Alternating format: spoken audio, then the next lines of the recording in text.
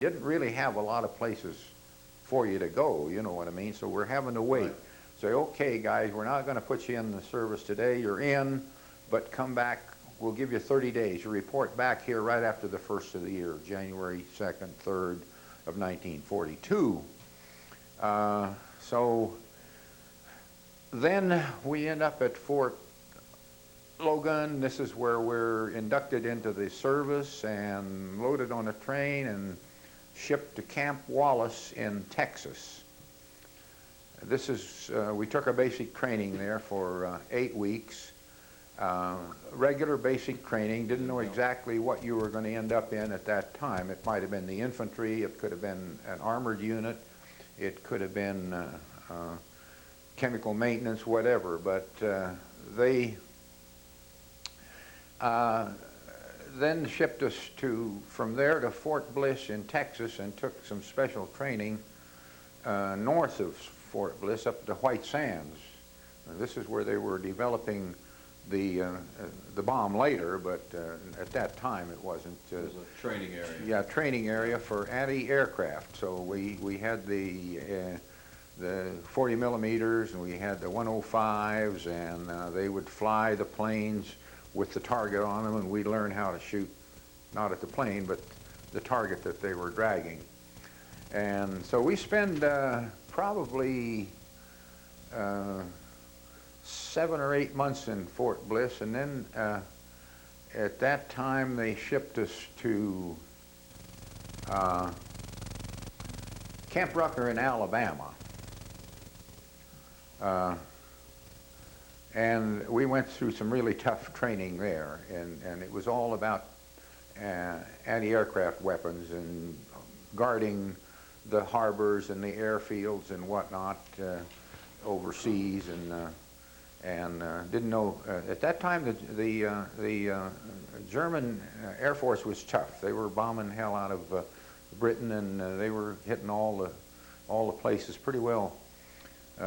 So this is the thing that we worked on mostly, and then in about... Now, when you were there at that training, what was your rank and what did you actually Well, at do? that time, I became...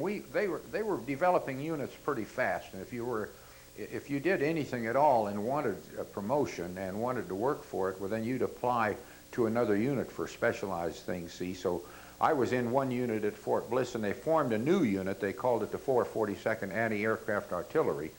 And so I applied for a cadre, and this just meant, so I went in from a private to a staff sergeant, just like that, see?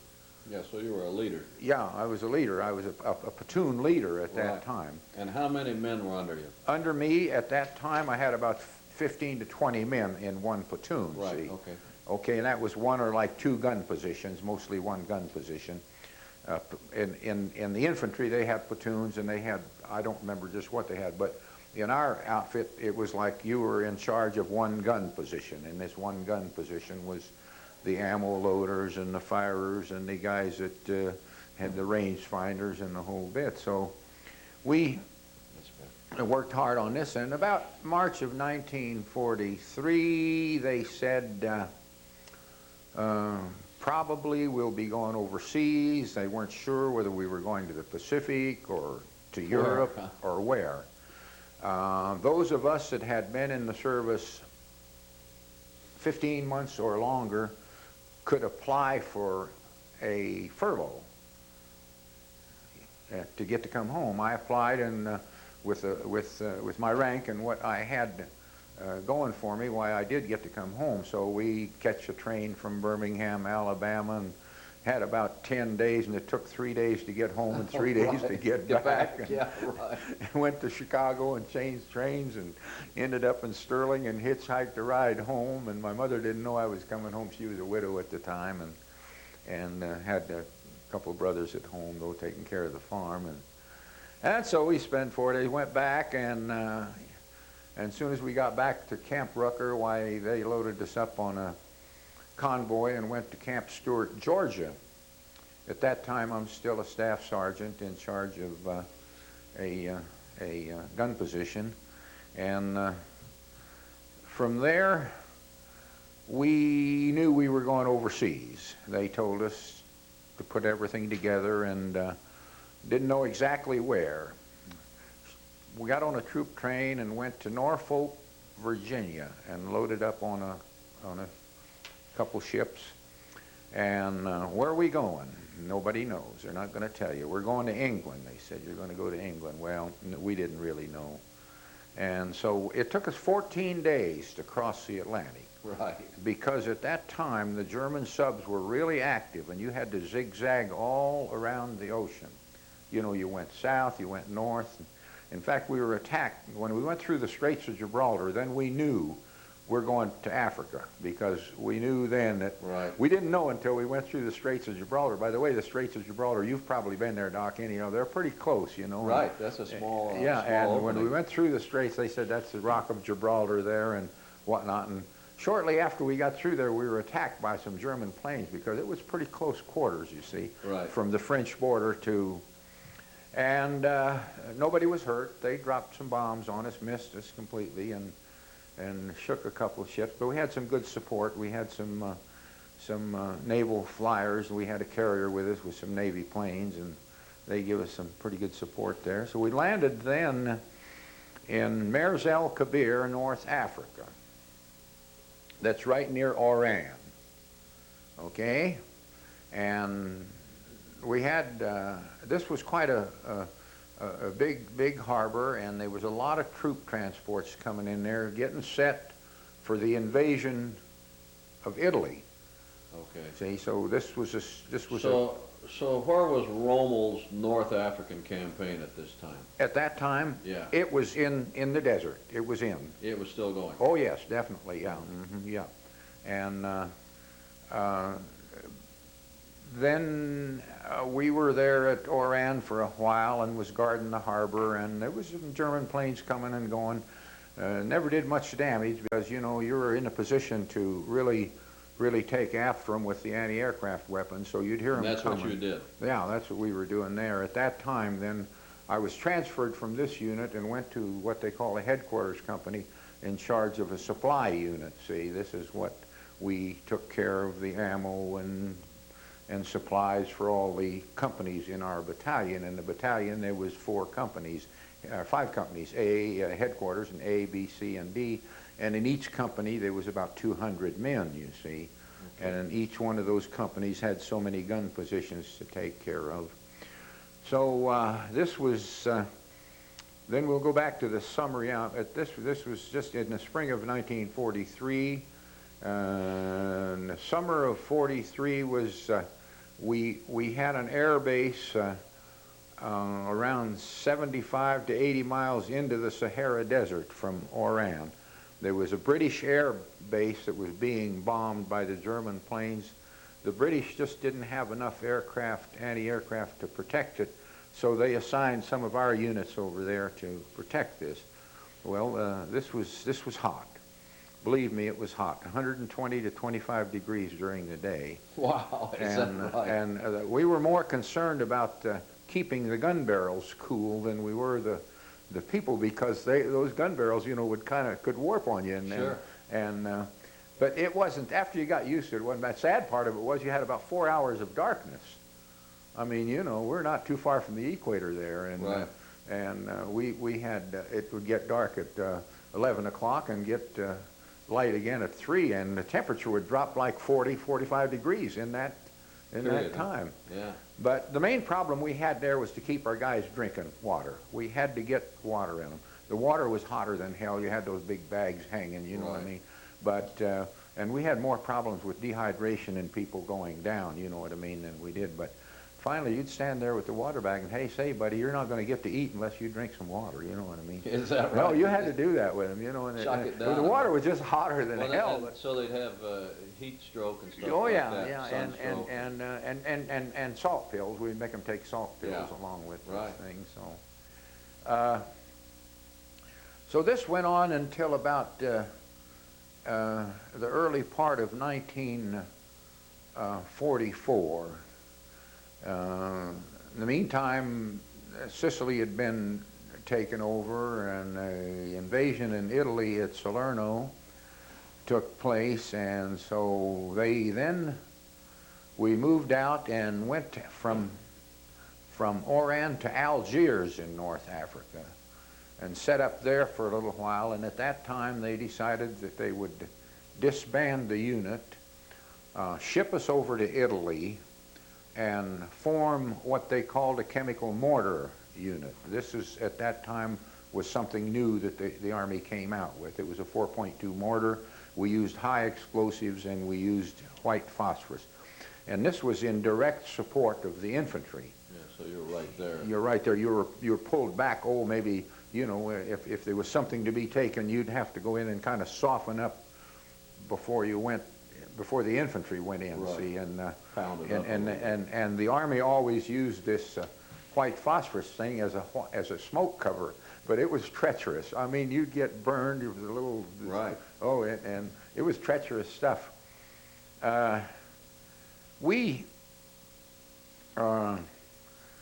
were in that area for a while and became and trained. We had to train all over again. You know what I mean? Not the basics of the military, but just the basics on how to handle these guns. So we were in pretty good shape and didn't see much combat in Italy. It was way up in North Italy, up above Florence, and Italy was devastated. It was really devastated. I'm not so sure that the military didn't make a mistake by going into Italy. They felt that they could. Of course, by going into Italy, the Mussolini capitulated. You know what I mean? Right. And we needed that help. But Salerno was deathly. We saw some real devastating things, and then they went up to Anzio and tried above Rome to come in and go around that. Yeah, so I remember that. But I was fortunate in while we were in training, or not in training, getting ready to ship out to the south of France. We got a 4-day leave, and I was a pretty good friend of the medical officer. His name was Captain Novak. He was our head medical person, and he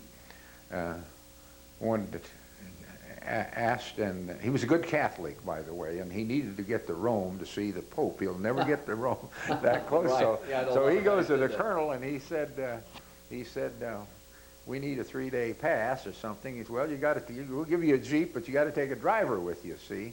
And he said, well, okay, we'll take a driver. So the driver happened to be out of my unit that they come. And I said, well, listen, you tell the captain that maybe he needs a guard to go with him too, see? So, good idea. So the captain was really a nice man, and we did go. We went, all three of us went. We spent 3 days in Rome, or 4 days. And by the way, we went to St. Peter's Cathedral and went to Mass there with the captain. Oh, he was thrilled to death. In fact, he took communion there, you know. I didn't, because I'm not Catholic, but he went up the front, and he was just thrilled to death.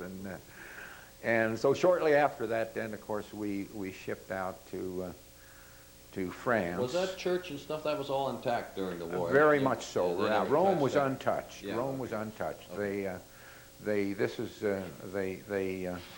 made some type of a deal with them, and the Germans knew that if they bombed the Vatican, the whole world would really be down on them, you know. Right. But there was a lot of starvation in Italy, you know, during the war. These poor little kids, you'd see them shooting around the corner about that high and sticking their head around there, and you'd be eating your little sea ration, which was nothing, you know what I mean? But you didn't feel like eating it, you'd give it to them, you know. But, and I say starvation, they didn't, not as much as some countries, but then we went through the invasion of southern France had already taken place, and the troops were pretty well moved up. So when we went into France, well, we just moved right through with no resistance, and went way up north, up around Lyons, Lyon they call it in French, and then spend the winter in Colmar. It was cold. What year was that? 40? That was 44. Yeah, so that was a bad one. Yeah. 44, 45. Yeah, and well, no, let me say that was in the latter part of 44. Remember, the Battle of the Bulge was taking place. We were in Colmar in the Battle of the Bulge, and they moved most of our troops from that area because we were really hurting at the Battle of the Bulge. You know, the Germans surrounded us, and in fact, we lost 9,000 men in the Bulge. And it wasn't really a fluke. It was one of the things that we figured we could get in there. They didn't have good weather people. I mean, I shouldn't say weather. They weren't up to date like on weather like we are now. And it clouded over, and our bombers couldn't help our troops a damn bit. See, and it really, and so we heard a lot anyhow, we were pretty thin there, and this is where we won our presidential citation. And they didn't want to cross the Rhine River until the spring. See, General Patton got in trouble with Eisenhower because he wanted to go right then, but they stopped him at the Rhine River, you know. And it was cold. Oh, you could just cut that air with a knife. It was just still and who was your commanding general? Well, at that time we were in the 7th Army, Alexander Patch. Okay. When we were in Italy, it was General Mark Clark with the 5th Army. Right. Okay. And to the right of us was General Patton and his 3rd Armored Division, and then it was the 36th Infantry and several infantry units. In Italy, you may have interviewed somebody from around here with the 45th, because a lot of our guys from this part of the country were in the 45th Infantry Division. They were in Italy. They were the main force in Italy. Right. And so anyhow, we hung in there all winter long, and we were close to a graves registration place where they would go out and gather up the bodies, you know what I mean, bring them in. Sure. and identify them, and the bodies were stiff, and they would try to fingerprint them and whatnot, and it was kind of a gross situation. Right now, looking back at it, it really kind of makes you, but it didn't at the time. You kind of took it pretty close, and this is the purpose of, everybody had 2 dog tags. Right, okay. Everybody had 2 dog tags. Okay, one stayed on the body, the other they took off and sent to the War Department if you were killed in action, see. Okay. And the one that stayed with the body is how they identified you for burial and whatnot. They took the other and sent it to the War Department, and then that's where they would notify your next of kin. Sure. So all they had on these was just strictly your name and your serial number, see, your Army serial number. Right. And like on mine, we've got a T43. That means I had a tetanus shot in 43. And then we have an A. That was the blood type. See. Okay. At that time. Okay, down in the corner here, it's got a P. That meant that was your religion: Protestant, Catholic, Hebrew, whatever. See. Right. Okay. The Jewish people had a Star of David there.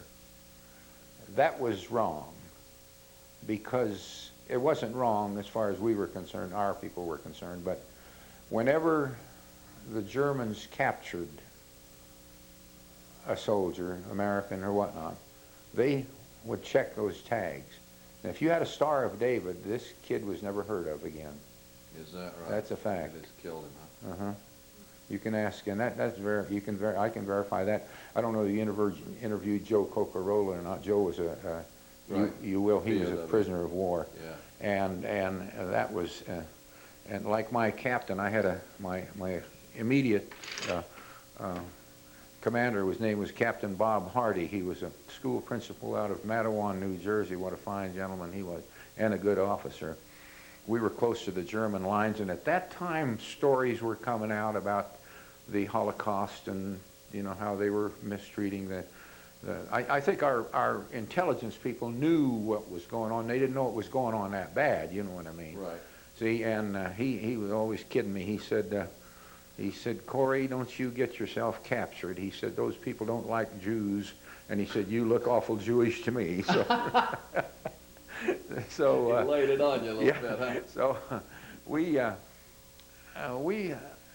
were there all through the winter. As I say, it was really a cold winter in Colmar, and then crossed the Rhine River, went into Mannheim and into Germany, and from then on it was pretty much run, run, run, because the Germans were giving up left and right, and the sad part of it was you'd go into these little towns, and here would come these. The town would be deserted. I mean, little villages, you know what I mean. Just it'd be totally deserted, and you might pick out a house or something that your group or your platoon would stay in for the night, just to keep from staying out in the cold. And all of a sudden, out of the woodwork, here had come 3 or 4 young German soldiers, not over 15, 16 years old, you know, scared to death, wanting to give up because they were told, hey, they're going to kill you when they get you, you know what I mean? And so you'd take them under your wing and treat them like a human being, and they couldn't believe it, you know, they just couldn't believe that we were. I had one experience with a young German lieutenant.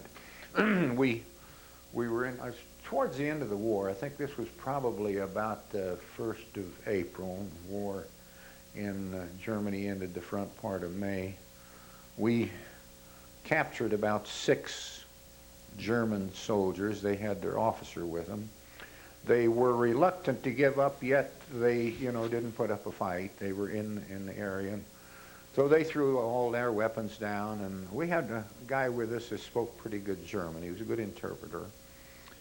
He spoke some German, and he got along real good with these guys. And so we put one person on guard until the military police would come around and round up your prisoners, and we'd let them know we had 6 or 8 that needed to be turned in, and we had this one group stayed overnight with us, and we were guarding them, and we give them some cigarettes and what little bit we had, and took all their guns away from them. The next morning, getting ready to leave, this lieutenant off, I was the officer in my guard. I was just a non-commissioned officer, and he was a lieutenant, so I was kind of in charge of my group. And so just before they're getting ready to leave, he reached down in his boot and he pulls out a pistol, a German P-38 pistol, loaded to the gills, and he handed it to me. I still have it. I should have brought it along. Oh, yeah, you should have. Yeah. We like to see German P-38, loaded to the gills. I mean, he could have pulled that out any time he wanted to during the night and hurt us, you know what I mean? Sure, of course. And he explained to this interpreter that I was a nice guy, and he appreciated it. Well, I think I gave him a cigarette or something like that during the night. And I still got that weapon. I brought it home, as a matter of fact, I've never fired it, and I've still got the clip with the bullets in it. Is that right? Yeah. Wow. And so anyhow, the war was coming to a close. Well, it did close, and so we were in the occupation forces, but not much to do. The word then was that we would regroup and that we would be shipped to the South Pacific, because at that time they were planning on a mainland Japanese invasion. Right. See? Right. Because they figured the Japs would never give up without an invasion. We'd have to invade them. So our old colonel says, hey, wait a minute, these troops have been here for 3 years, a lot of them. Right. You know what I mean? Right. And we need a rest. And so after they checked our records and everything, they said, okay, we'll ship you home then for 30 days, and then, you know, we'll get you ready to go to the Pacific. Anyhow, I'm ahead of my story, but after the war ended, or towards the end of the war, after the war ended, while we were sort of waiting around to be shipped either to the Pacific from there or come home, and then we took turns. When you say the war ended, you mean the war in Europe? Germany, yeah, the war right. in Germany. Yeah. May the 5th or May the 6th, so they said, okay, we're going to try to get you guys apply for a pass if you're interested, and we'll send some trains, not trains but convoys to Paris. We were quite a ways from Paris, but so we did. We got to spend 3 to 4 days in Paris, and we saw the sights. And Paris was not hurt much, by the way, during the war. Yeah. it was pretty much an open city. Well, France, you know, capitulated early in the war. And, yeah, there was a lot of talk about that. Yeah, and so Paris is, we saw the Eiffel Tower and many things like that. And everybody has talked about French perfume, and I know I went in this little shop and they didn't have much. They had a bottle like that, and I thought, well, I got to bring my mother home a bottle of French perfume. I don't think it was any more than colored water, but boy, but she kept it. She didn't dare open it. You know what I mean? Sure, she that's kept great. it forever, and That's great. and so we then went to Le Havre in France after we regrouped in Le Havre in France and decided that, okay, we're going to ship your unit home. You're going to get 30 days. Le Havre's a big harbor there. Yeah, Mm-hmm. and you're going to get 30 days, and then we'll regroup, and you're going to the Pacific. See, they told us that. There's no question about it. They say, Right. that's it, you know. Right. And the war's not over with yet. And we said, okay, well, I've got to tell you this. This is a cute little story that comes in here. Sometime in around Christmas of 1944, we have some replacements come in. You know, you lose men, and then they try to replace them. Sure. So here come these Yeah, four. Not to interrupt you, but did you have a lot of people hurt in your Casualties? Yeah, We probably had probably 10%. 10%. Of 10% killed in action. That's And like maybe out of my battalion was like 800 people, 200 in each unit. Right. We probably had 80 people killed. In fact, I used to have, I don't have their names, but I do have some. And a lot of people wounded, and you know, with shrapnel, Right, et cetera. Well, had one person that, God, this was bad. He wasn't with us. He wasn't with us 3 days, and we sent him out on an ammunition truck to deliver ammo to, that was kind of my department at that time, to one of our gun positions. Right. And the Germans made a direct hit on him with a plane and killed him. He was a driver, and there was he was the only one in the truck, and there was a Jeep behind him, hurt the other two guys. This poor guy, his name was Corporal Summersgill. I'll never forget that name because I was the one that sent him out on that unit. You know, Sure. You're ready to go. He said, yeah, I'm ready. I know how to drive a truck, you know. So I said, so anyhow, here come this kid. He didn't look like he was over 15 years old. They assigned him to my company, and Captain Hardy said, you need somebody over in supply, don't you, Korrey? And I said, yeah. He said, put him under your wing. He said, don't let him out of your sight. He said, he looks to me like he ought to be in grade school. I said, come on over here. So we got acquainted. His name was Spencer T. Hancock. I said, Spencer, how old are you? He said, I'm 18. I said, no, you're not 18. Yes, I'm 18. He said, my folks had to sign for me, but he said, here I am. I said, okay, I don't know. How old were you then? At that time, this was I was 24 years old. So, 24. yeah. So I thought I was an old man. Yeah, you know, right. He was 18. So Well, that's pretty old for Yeah, a lot of those. Yeah, a lot of the men were a lot So, younger than that, weren't they? we all took care of him. He was a good kid, and we took care of him. He picked up a dog. He picked up a little rat terrier mutt, you know what, about like that, and he put him under his wing, and that dog was with him all the time, you know. And I said, Spencer, find a home for that dog. You know, the German people were having trouble taking care of themselves, let alone dogs, animals. So, well, we're going to try to get him home for you. So we're loading up on the ship, and these guys are checking you out as you're going in. I've got my gun and everything, and they're, you know, you're not supposed to bring anything back. This weapon that I had it stashed away, and Sure. and so Lots of here guys comes old did that. Spencer with his dog in his jacket, see, and he's got him huddled up like that, and they caught him right away. See, you know, you can't do that, son, can't do that. So the old Navy guy said, bring him over there. So Spencer takes him over, and he ties him to a little pole, and we get up there on the ship, and we're looking down, and that dog is looking down, and Spencer's looking at that dog, and I got to get him on board. I said, let's see what we can do, Spence. So I went to my captain, And Hardy looked at me funny. He said, "Don't even talk to me. Get out of here." He said, "I don't want to know nothing Don't want to know about this. Yeah, I don't want to know anything about this." He said, "You'll probably have him on board," but he said, "I don't want to know about it." So we see this ornery-looking sailor. It's the Navy, you know, has got. They're manning the ships that are going to bring us home, and ornery-looking sailor kid. I said, looked at him, and I told one of the guys with me. I said, "God damn it!" I said, "Go bring that young guy over here." So we brought the sailor over, and I said, "See that little dog down there?" I said, "We want him on board ship." "Oh my God," he said, "I'll end up in a brig." He said, "You guys don't know what you're talking about." He said, "They're really tough about that." He said, "Bringing animals," he said, "let alone, you know, weapons." And I said, "We don't have any money now." But I said, "We're going to get some money before we get off the ship." We didn't have. They were going to give us some pay, Pay you then, yeah. before we got off the ship. How so much we'd have was some your money. pay? Well, at that time, it was about $42 a month. You see what I mean? And I you had were some what? back. I had some back pay. And you were a I was at that time. I was a staff sergeant, then a tech sergeant. See, Right. which is one grade above. See, Right. and I think, well, with my overseas pay and everything, it was like $50 a month. See, Yeah. but we had some back pay coming, you know, and so I said, "We don't have any money now." But I said, "We're going to have some before we get off the ship." And I said, "I'll scrape up about $20 for you if you can get that dog on ship." He didn't say too much, you know, so he said, "Well, where are you guys going to be?" And I told him whole number so-and-so.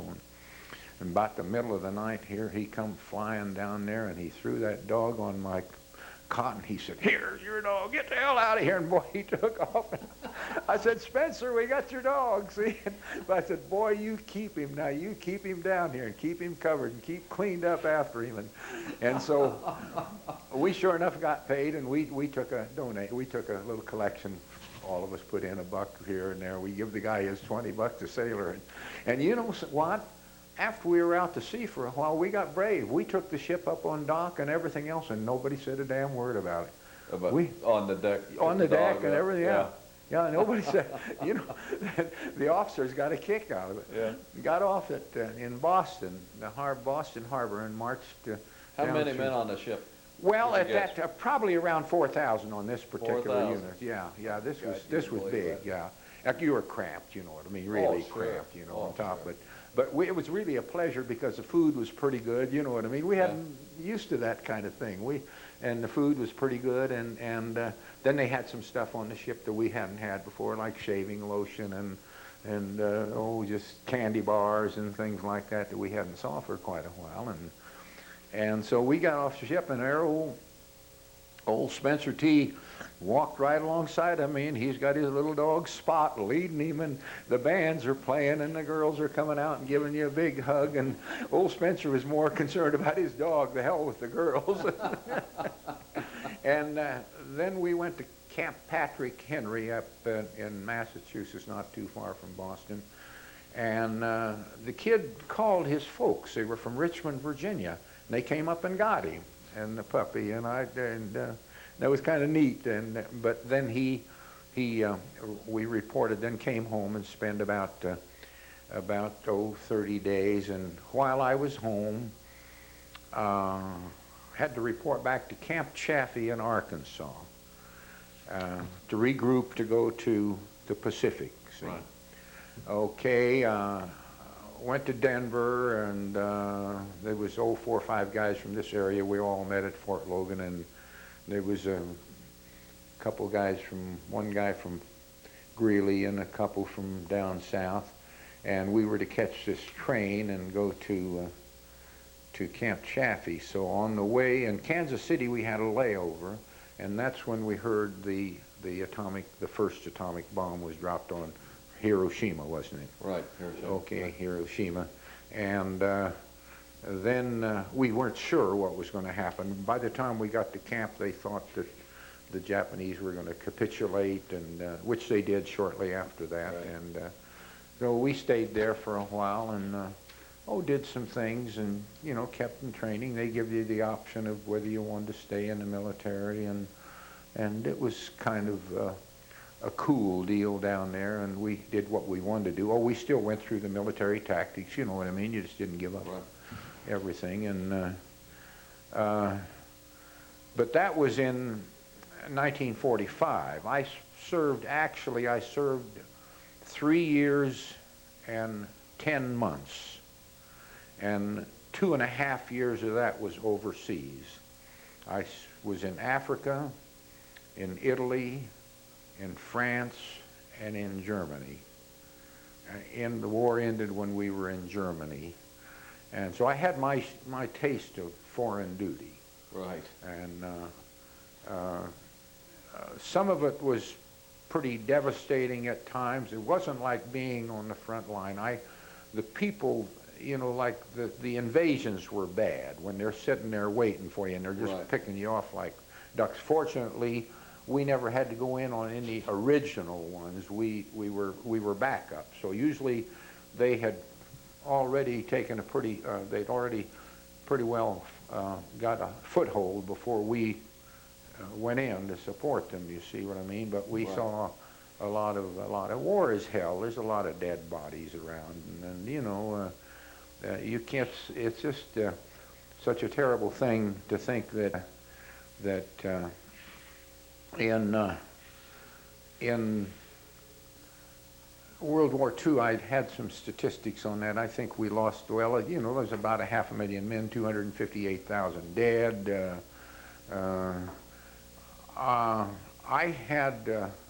was involved in building the Veterans Memorial at Columbine Park. In fact, me and Joe Cocarola and Bill Gaynor and 3 or 4 others spearheaded this drive, and we put it together and had to get a lot of, wasn't sure what we were going to do. We thought about putting the names on there of everybody from Logan County that was killed during World War II. I didn't realize it, but when we went to check this out and finally got the statistics, we had 76 people, either 71 or 76 people from Logan County that were killed in action in World War II, from a small county like Logan. Can you imagine that? Yeah. And there's names that I might even mention that you might even remember, you know what I mean, of the families, you see what I mean? Right. See? So we decided, hey, that's not the thing to do, because you might miss somebody, and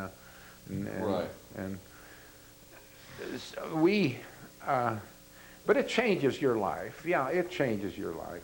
You know, I don't know what. Fortunately, with me, it turned out okay. I have no regrets. We served our country. We came out of this, and after you see what was going on in Germany, you wonder if we really we had to do the right thing. We had to do the right thing. Probably the thing that devastated me more than anything was towards the end of the war, there was a lot of concentration camps in Germany. The big ones you hear about, Auschwitz, I can't think of some of the others, you know what I mean, where they actually, but we ran across one of the smaller ones. It was a pit, like a big insulage pit that you'll see out here, filled with bodies of women, children, old men that the Germans had wanted to cover up, but our troops caught up with them before they had a chance to get it covered up. You see what I mean? Sure. And you just like cordwood, they're laying there, skeletons practically, starved to death and whatnot. Well, what they were doing with them, you know, they put them in these big bathhouses, they called it, and they didn't know whether they're going to turn the water on or turn the gas on, you know what I mean? Right. And they most generally have turned the gas. Hey, you're no good to us anymore, so you know, this is it. And this probably devastated me. And we had I had a youngster with us that confiscated a German camera someplace, and it had film in it, and he took some pictures, see, of this. But we didn't get away with them. The military didn't want the people at home to see this just yet, see? Right. They didn't want to see that. So, boy, this was hush-hush, because as soon as they found out we saw this, they brought us in and really give us a once-over. Hey, you don't talk about this. You don't tell anybody anything about this at all, you know what I mean? And, you know, this is something we don't want, you know. It wasn't, it was military intelligence, like the CIA. We didn't call them the CIA at that time, but that's what it was. But before long, it came out in the open anyhow. This probably was. Looking back at the time, the stench was terrible. Terrible. It was just an awful smell. And then of course they spread around. And to think that, hey, you know, the German people said, hey, we didn't know this was going on. How the hell could they not know it was going on? You know what I mean? Well, now, were those people Jewish people? Or Jewish people. Jewish people. Either political prisoners or Jewish. Probably 90% of them were Jewish people. Yeah, you bet. They had a. Well, some of the things that might be interesting. You saw this movie, Saving Private Ryan. Oh, I didn't see it, but I heard. Did you? Well, did you see it, Jerry? Well, that was pretty true about invasions and whatnot, and what happened in the military. Yeah, they said that's pretty realistic. It's pretty realistic. They did a lot of work on it. We had a little something like that happens to. I can relate to a little something like that. The story was based on they wanted to get Private Ryan out of there because he'd already had 3 or 4 brothers killed in action. Right. And later in the war, it came out, the Army regulations came out that if you had one person from the family killed in action, the other brothers or Sioux would not be discharged, but they would take them out of a risk area. You see what I mean? So we had a person under me that. Can you see me all right? Yeah. Oh, okay. we're doing fine. Yeah, We're just taking our time on our. Okay, well, listen, I probably talked too much here already. No, you're doing great. And we had a kid in my outfit that was, he was really depressed. He was supposed to go do something that day, and he didn't do it. And so my captain was a little upset with him, and he said, you go talk to Ginther. And he said, I need to talk to him. He said, well, what happened? He told me, and I said, well, that's not right. So I started down to get him, and I said, where's Ginther? And he's in this, over here. He said, he's kind of moping today. He said, he's really feeling down. I said, well, I've got a captain wants to see him. And I said, he's really PO'd at him. And he said, well, don't be too hard on him. He just got a letter from home, and he lost a brother in Guam. His mother just, I said, hey. So I went and told the captain. He said, oh, well, hell, forget it. Don't even talk to him. But he said, bring him up here. He said, he's got a right to go home right now. Not go home, but we can pull him out of this, you know, the risk area, the combat area, and send him back to another unit. So we called him up, and no.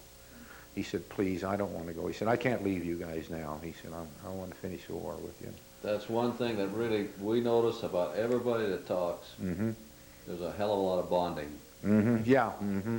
Yeah, you do. You know, you feel like, you know, it's a thing about, you see these guys 1 minute and the next minute they're gone, you know, and you say, hey, wait a minute, what's going to happen? I know with me, I would send guys out to deliver ammo to certain positions. Hey, am I going to see you again or not? You know what I mean? Sure. And so it was tough. But anyhow, Doc, we came home, and as I say, I have no regrets. The war ended, and we were discharged, and I always thought that I wanted to go on and get an education. Had a golden opportunity with the GI Bill and everything. A lot of guys did go, and I don't know, I thought, well, Jesus, I was 25 years old, and I thought, man, 4 years of college, I'll be 29. I'll be too damn old to do anything. So, well, anything else you want to ask me? Well, I'd be glad to talk to you about it. Mm-hmm. Well, Terry, we'll take a picture of your medals, and you go over that with Sherry. And then, how many at home when you came back? Then what you do? Go into business and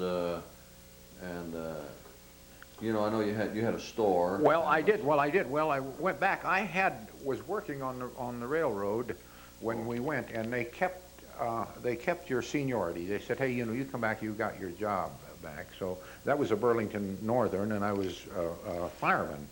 Okay. And so I went back to work. I took a few days, 30 days off, and it went back to work and worked for them, for 2 or 3 months, but just couldn't hold a job. You know what I mean? It was off and on, and things were, they just bumping around. Yeah. And I thought, well, the hell with it. I've got to go to work. And I did some odd jobs. Went to work for the Cudahy Packing Company. They had a a plant where 6th Street Market is now.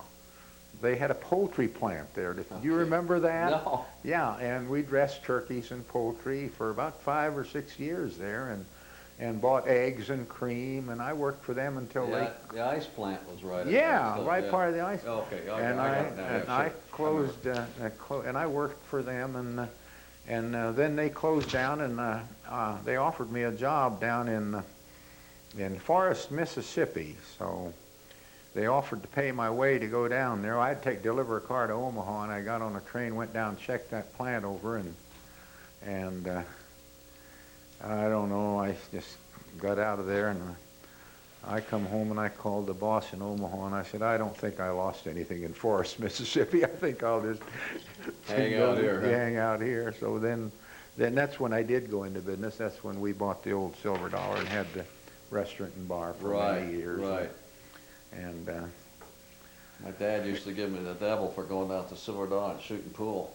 well, yeah, and we used to do that, and then yeah, I think you used to, when I had the restaurant, you used to come over and eat with me Sure, quite a bit once in a while, yeah. when we opened up the restaurant, so since then I've just battled around. I've been helping Delinda with her newspaper, Right. which is Delinda's doing good. yeah, she's doing good. I wasn't sure about it when she started, but it's worked out quite well for them. They have a nice little business going, and She does a good job. it's really kind of been good for me too. I need something to do, and I can come and go as I please, and she makes me feel important. I got a desk. How many other children you got? You got any other children? Pardon? Have you other children?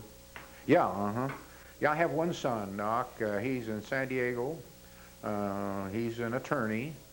And in fact, he's doing quite well. He's got 2 offices, one in San Diego and one in Las Vegas, Wow. and doing quite Oh, well. I know him. Yeah, you know Dave. Sure. Oh, of course I do. And then my daughter, Debbie, who is kind of a retired school teacher, she taught, but she's not too well. She had to give up teaching. She kind of took an early retirement. She's got a little heart problem and some other things wrong with her.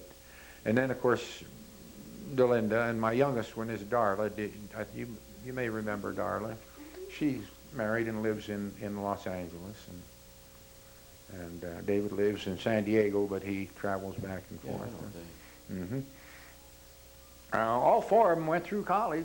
Kind of kept me broke, but I put all 4 of them through school. Every one of them got a degree.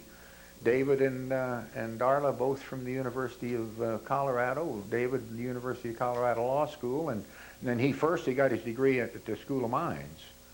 He was going to be an engineer, and then he decided to go into patent law. He studied patent law. He didn't like patent law, so he went into, the other. And so the good Lord's been good to me. I'm 80 years old, 80 and a half, damn near at 81. And You're doing good. we had, Uh-huh. there's a lot of things about the war you kind of forget. You just, I can look back now, and I blank out in certain areas for some reason or other. I don't think I'm any different than anybody else, so you know what I mean. No. If you've really been in the thick of things, I don't think you're any different than anybody else. I went to a reunion in St. Louis not long ago, an old outfit of mine. A bunch of us got together, and we hardly knew each other, but we get to talking back, and then you learn a lot from there, you know what I mean? They will mention something that you'd forgotten, and so somebody will ask me something about, well, how was it in certain... I've just kind of blacked out when it comes to something like that. Some of the things that stand out, frankly, the more humorous things that happened to me stand out more than The disasters. the disasters, Right. really. Yeah, I think we all do that. Yeah. Okay, thank you very much. Okay, And no, you bet. there's I don't know what'll come of all this. That's all right. There's no but problem. I just, Yeah, I've got a picture of all of them. Do you want to start at the left and tell me? Yeah, well, okay, Sherry. This one here, of course, is this is the European Asiatic Eastern campaign. They call it the Eastern Campaign. This was everything that happened in the European theater, including Africa, Italy, and Europe. The 2 clusters means that I served 2 years, 1 for each year, and we could have had another one over here. But anyhow, this is the 2-year cluster. This one here is the Army of Occupation. We served some time in the Army of Occupation in Germany. Uh, this one is just a standard good conduct medal. You know, if you served well, well, that was about it. This one is the American campaign period. This was the American campaign in all of the war, and then of course this is the World War II medal, and this is a rifleman's medal where you were accepted as a marksman. This one is the presidential citation, for a unit citation for a special action that we took in north of France, in the Colmar area, where we were boxed in and broke out and did a lot of damage to the Germans that were around us. And this little fella here, Sherry, is called the Ruptured Duck. That's what they give you when you get discharged, meaning you're done. You're a ruptured duck. And if you'd like to throw these in there just for the heck of it, I don't care. If you say you haven't had, if you haven't had the dog tags, you might just put those in there. Okay. Mm-hmm.